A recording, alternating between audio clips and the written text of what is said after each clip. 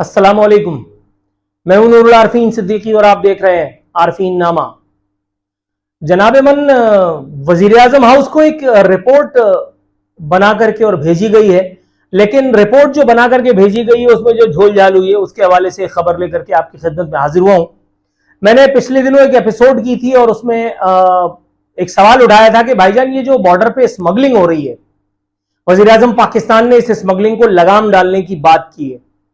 वजीर आजम पाकिस्तान क्यों अपनी नौकरी से खेल रहे हैं? इसलिए कि एक जहां जहां से ये स्मगलिंग हो रही है, एक तरफ कुआं है, दूसरी तरफ खाई है, एक तरफ फौज है, दूसरी तरफ खारदार तार है। तो ये स्मगलिंग क्या फरिश्ते करवा रहे? ऑब्वियसली इसमें हमारे जो सपूत लोग हैं वो भी, यानी उनके बड़े बड़े वो मौजूद हैं।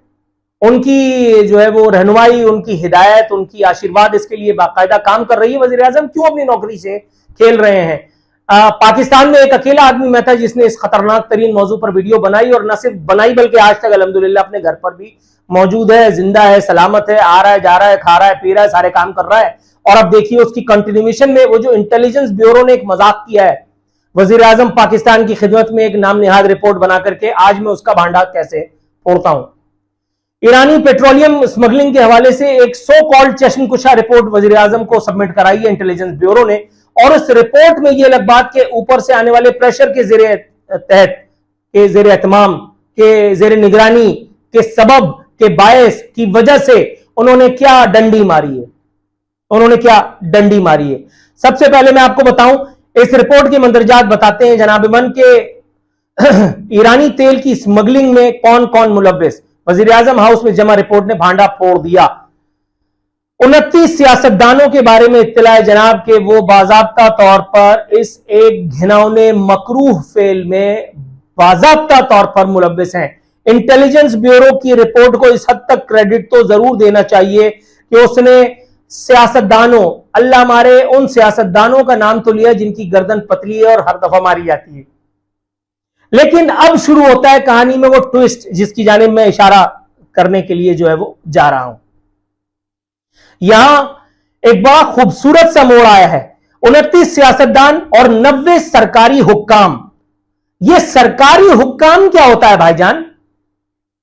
सरकारी हुक्काम या सरकारी एहलकार की आड़ में यहां फौजी भाइयों से, उनकी कारगुजारियों से, उनकी नेकनामियों से, उनकी बदामालियों से पर्दा जो है वो उठाने की कोशिश को नाकाम बनाने की नाकाम ही कोशिश की गई है। मैं तो यह कहूंगा जनाब, जब मुझे इक्तदार पे कब्जा करना होता है तो मैं फौजी होता हूं, लेकिन जब स्मगलिंग रैकेट का नाम आता है, जब उन लोगों को बेनकाब किया जाता है, तो सियासतदानों की गर्दन पतली देख करके यह तो बता दिया जाता है कि 29 सियासतदान, लेकिन यह नहीं बताया जाता कितने फौजी उसमें मुलव्विस हैं।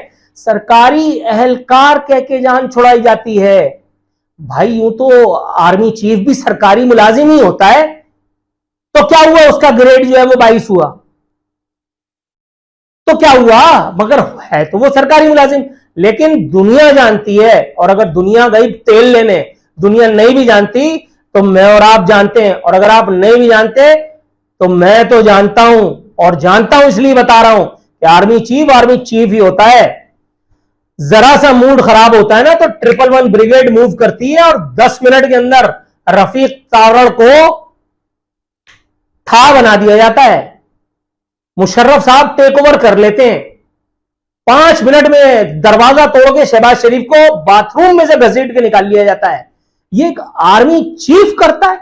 नो सर, ये वही सरकारी मुलाजिम करता है कि जिसकी वजह से मैं और आप और ये मुल्क यहां तक आ गया। सरकारी एहलकार और हुक्काम क्या होता है बॉस? 76 डीलर शामिल, डीलर भी ब्लडी सिविलियन है इसलिए उसकी गर्दन मारी जाना सही है। रिपोर्ट बता रही है सालाना 60 अरब रुपए का नुकसान हो रहा है। मैं खुदाए वाहिद की इज्जत और आबरू की कसम खा करके कहता हूं 60 अरब रुपए सिर्फ दरोगोई है, सिर्फ दरोगोई है। यह नुकसान कई खरब रुपए से ज्यादा है। यह नुकसान जो कौमी खजाने को पहुंचाया जा रहा है कई खरब रुपए से ज्यादा है। यहां कराची में डीजी रेंजर्स के ऑफिस में एक जमाने में बैठ करके एक कर्नल को, फुल ऑन ड्यूटी कर्नल को, जब मैंने ये बताया था ना कि आपका विंग कमांडर 5000 गज के पेट्रोल पंप को, उसकी जमीन को, सॉरी पेट्रोल पंप कह रहा हूं, एक 5000 गज की जमीन को हड़पने के लिए और क्या कुछ कर रहा है। ये एक विंग कमांडर है जो 5000 गज हड़पना चाह रहा है। भाईजान, जब खरबों की बात आती है तो सोचो उसमें किस किस रैंक और प्रोफाइल के लोग इन्वॉल्व होंगे, किस किस रैंक के लोग इसमें इन्वॉल्व होंगे। अल्लाह की पनाह, मेरी तो जुबान लड़खड़ा रही है। हिसास इदारे यानी इंटेलिजेंस ब्यूरो की रिपोर्ट में बताया गया है कि 76 डीलर्स तेल स्मगलिंग में मुलविस है। ईरान से पाकिस्तान को सालाना 2 अरब 81 करोड़ लीटर से ज्यादा तेल स्मगल होता है, जिसके बाद सालाना 60 अरब रुपए से ज्यादा नुकसान हो रहा है। याद आए तो जहन में रखना, मुझे याद आया, फिर दोहरा रहा हूं। मैंने एक फौजी भाई का हवाला देकर के पिछली वीडियो में बताया था कि एक आला बैंकिंग ओहदेदार जो रोजी रोटी के लिए इधर उधर इन्वेस्टमेंट छोटी मोटी मारते रहते हैं, उनको अप्रोच करने वाला एक बाकायदा फौजी अफसर था कि जिसने बाकायदा 40,000 लीटर पेट्रोल की कीमत उनको कोट की थी कि जी इतने इतने हिसाब से होगी 200 रुपए पर लीटर, लेकिन लेना आपने कम से कम 40,000 लीटर है। आला फौजी अफसर, सरकारी मुलाजिम, फौजी अफसर बोलते हुए मुंह दुखता है। जनाबे वाला सिविल इदारे ने, सिविल हसास इदारे ने, इंटेलिजेंस ब्यूरो ने स्मगलिंग पर रिपोर्ट वज़ीर-ए-आज़म हाउस में जमा करा दी है, जिसमें यह इंकशाफ भी किया गया कि तेल की स्मगलिंग से होने वाली आमदनी दहशतगर्द भी इस्तेमाल करते हैं। रिपोर्ट में यह इंकशाफ भी किया गया कि पीएसओ की गाड़ियां भी ईरानी तेल के ट्रांसपोर्टेशन में मुलविस होती हैं। अच्छा, आप मुझे एक बात बताओ, मैंने जाती तौर पर उस इवेंट को अटेंड किया है। मैं एक बहुत बड़ी पेट्रोलियम कंपनी का मीडिया एडवाइजर था।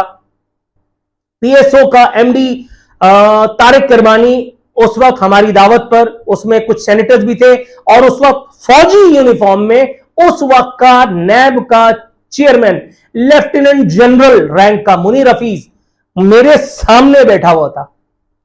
हम नथिया गली में मौजूद थे। तारिक किरमानी पीएसओ का एमडी था और तारिक किरमानी और नैब का उस वक्त का चेयरमैन यानी on duty lieutenant general Munir Hafeez और मैं, हम तीन के साथ और बहुत सारे लोग थे जो मेरी कंपनी के आला तरीन ओहदेदारान जाहिर के मौजूद थे वहां। जब हम वहां से उठे हैं और बाकायदा खाना जो है वो हम खाने के लिए जा रहे थे, तो वहां पर बाकायदा जो गुफ्तगू हो रही थी, मैं आपको अब पूरी तरह से कोट भी नहीं कर सकता, मैं आपको पूरी तरह से कोट भी नहीं कर सकता, लेकिन मैं आपको इशारों के नामे में ये बात जरूर बता सकता हूं कि पीएसओ की गाड़ियां अगर इस्तेमाल होती हैं तो उसमें आला तरीन फौजी ओहदेदारान का दबाव, उसमें आईएसआई का दबाव, उसमें इंटेलिजेंस की जो इंटेलिजेंसिया होती है उसका वो जो दबदबा होता है, उसका जो जोन होता है, वो बाकायदा मौजूद होता है। पीएसओ की गाड़ी ऐसे ही निकल जाएगी। जाली तेल, ईरानी पेट्रोल को स्मगल करने के लिए पीएसओ की गाड़ियां अगर निकल रही हैं तो आपके ख्याल में ये ऐसे ही फीसबिलिल्लाह हो रहा है? ओ नहीं भाई, ओ नहीं भाई। वैसे ये मौजू नहीं है, लेकिन मैं आपको नैब के उस वक्त के chairman lieutenant general Munir Hafeez, उनकी बहादुरी का एक छोटा सा किस्सा बता दूं। कोर कमांडर पर कराची में उस वक्त हमला हुआ था और मैंने बस रवा रवी में उनसे कहा, मैंने कहा सर किसी वक्त आप कराची तशरीफ लाइए तो इंशाअल्लाह ताला आपके साथ फिर बैठक होती है। तो उन्होंने कहा ना भाई, ये मैं कोट एंड कोट बता रहा हूं, उन्होंने कहा ना भाई, वर्दी में थे, चवन्नी अठन्नी लगी हुई थी, बाकायदा वीआईपी वाली वर्दी जिससे मुझे प्यार है, क्योंकि मैं नहीं पहन सका, लेकिन बहरहाल काम तो मैं फौजियों वाले कर सकता हूं ना। तो अब देखिए मेरे कारनामे। तो वो उस वर्दी में कहते हैं ना भाई, अपनी जिंदगी अजीज है हमें, और कमांडर तक को तो छोड़ा नहीं तुम लोगों ने, और मेरे 14 नहीं 114 तबक रोशन हो गए थे लेफ्टिनेंट जनरल रैंक के एक इन्वर्टेड कॉमास में बहादुर, एक सूरमा की ये बुजदिली देख करके। अब और क्या क्या बताऊं, अब और क्या क्या बताऊं। लेकिन सिर्फ ये समझ लो कि इस रिपोर्ट में ये जो आईबी ने सबमिट की है, इसमें एक चश्मकुशा बात है कि इस स्मगलिंग से हासिल होने वाला पैसा दहशतगर्दी की कार्रवाइयों में इस्तेमाल होता है। और कौमी मफाद ब्रिगेड मुझे और आपको क्या कहती है, आज अगर बैंक अकाउंट खोलने के लिए जाओ तो आपको 50 कागजात पे दस्तखत करना पड़ता है। आपके अकाउंट में अगर कोई 2, 4, 5, 10, 15 लाख रुपए गिर जाए तो आपको खड़े होकर के वजाहतें करनी पड़ती है कि भाईजान ये पैसा कहां से आया। लेकिन धंधा है सब गंदा है, ये कौमी मफाद के नाम पर जायज है हर सब हराम। तो जो खा रहा है उसका एहतसाब हो पाएगा। पहली स्टेप पे ये डंडी मार के इंटेलिजेंस ब्यूरो की इस रिपोर्ट में ये साबित कर दिया गया कि वो जो हमूदुर रहमान कमीशन रिपोर्ट थी उससे ज्यादा मुख्तलिफ रिपोर्ट नहीं है ये इंटेलिजेंस ब्यूरो की रिपोर्ट, जिसमें फौजी भाइयों को सरकारी एहलकार कह करके, ब्यूरोक्रेसी को सरकारी एहलकार कह करके और उनको फेस सेविंग देने की जो है वो एक नाकाम कोशिश की गई है। वो तो अल्लाह भला करे हम जैसे जुबान दराजों का, बदजुबानों का, बद दिमागों का, अहमकों का, कि जिनको ना अपनी बीवी बच्चों से प्यार है, न जिनको अपनी जिंदगियों का ख्याल ही कुछ है, जिन्हें नजर आता है तो सिर्फ अजान देना, क्योंकि मुझे है हुक्म अजान।